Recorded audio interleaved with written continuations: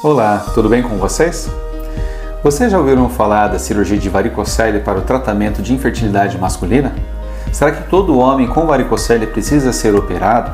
Ou quais dos homens com varicocele vão se beneficiar de cirurgia então? Hoje eu vou explicar para vocês quais são os pacientes que têm indicação de cirurgia e qual é a melhor cirurgia que irá ajudar esses homens a realizar o sonho de serem pais. Bom pessoal, o que é varicocele? Varicocele são varizes no testículo, são veias doentes dilatadas que dificultam o sangue subir do testículo para o coração.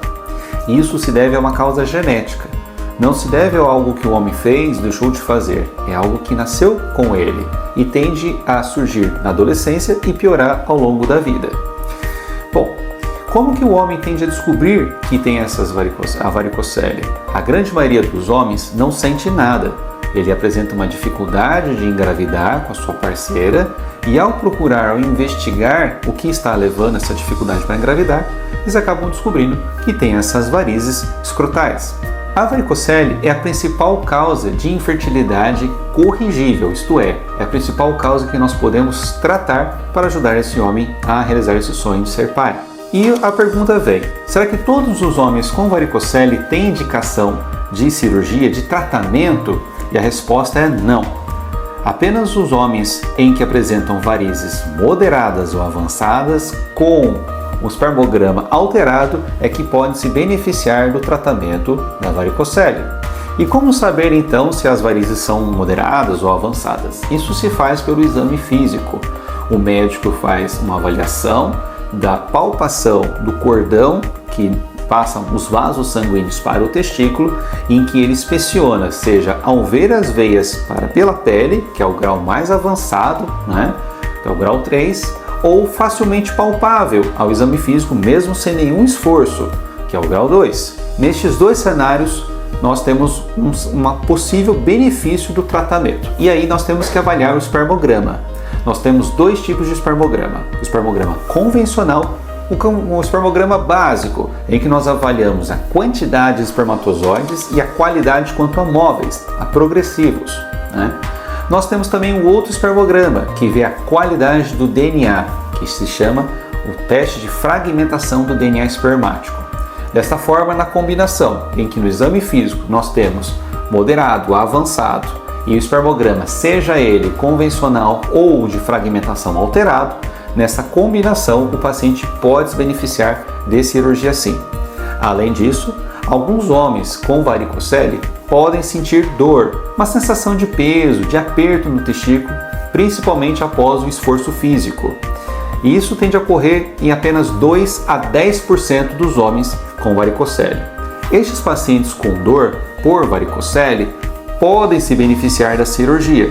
Nem todos, podem ser de resolução completa ou parcial, de acordo com a técnica cirúrgica e a situação do paciente, e precisa ser muito bem avaliado. Todo homem com varizes moderadas avançadas com espermograma alterado vai se beneficiar do tratamento? A resposta também é não, mas quanto maior o grau da varicocele, quanto mais avançada ela for, mais benefícios ele pode ter. O que nós temos de dado na literatura é que homens com varicoceles mais avançadas podem ter de 70% a 80% de melhora no espermograma, seja em quantidade ou qualidade. E pacientes com varicoceles moderadas já têm um pouco menos. Mas, como eu falei, quadros moderados ou avançados tendem a se beneficiar. Quadros leves também podem se beneficiar, mas é contraditório na literatura médica. Uma vez que nós avaliamos o homem e indicamos o tratamento para esse paciente, qual é a forma que nós temos de opção? Quais são as opções que nós temos de tratamento para ele? O tratamento da varicocele ele é cirúrgico.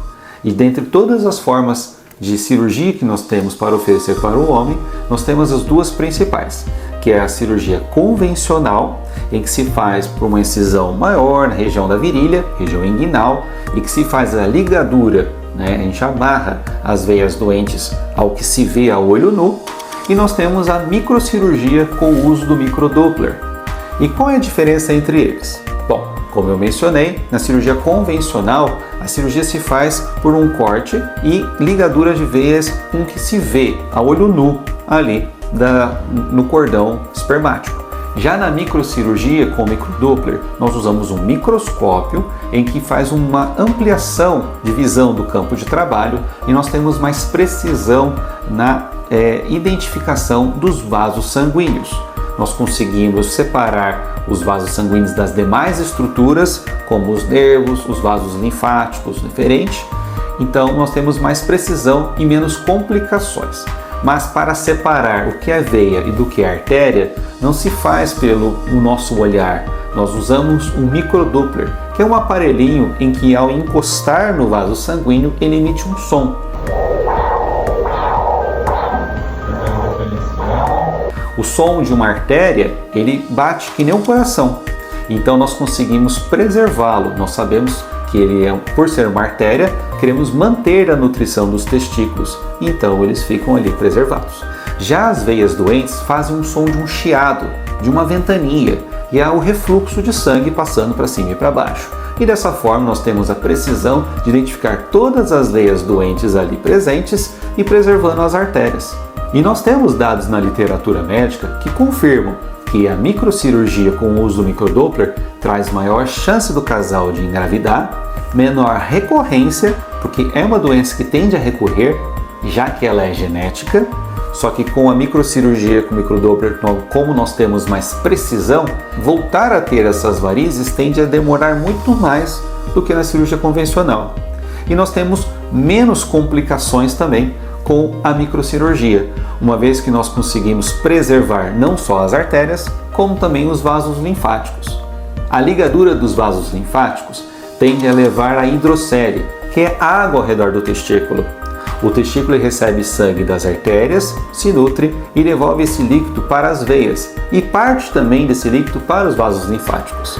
Na cirurgia convencional, pode ocorrer a ligadura dos vasos linfáticos, o que obstrui, entope, fecha a drenagem desse líquido que vem dos testículos, acabando a levar a um acúmulo desse líquido ao redor dos testículos, que é a hidrocele. Bom, e como é a microcirurgia com o Doppler para o tratamento da varicocele? A anestesia ela é realizada por meio de uma sedação profunda ou geral, então o paciente, ao acordar, ele já pode mexer as pernas, já pode urinar espontaneamente e se alimentar, e com esse cenário nós podemos já dar alta. É uma cirurgia ambulatorial, nós então realizamos no período da manhã e ao final da tarde o paciente já pode retornar à sua casa para dormir na sua própria cama.